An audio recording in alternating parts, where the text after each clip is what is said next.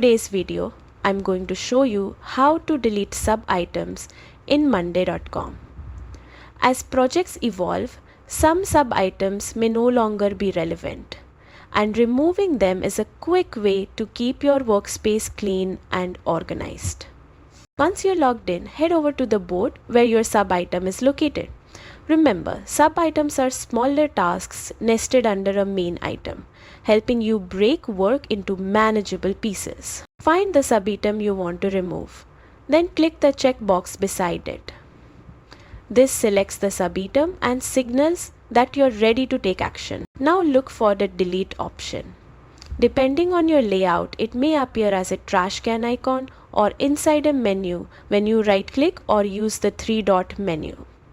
Once you see it, go ahead and click delete.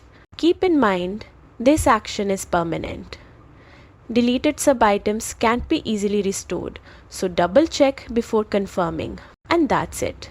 Your sub-item is gone, and your board is now cleaner and more focused on what truly matters. If this tutorial helped you, don't forget to like the video and subscribe for more Monday.com tips.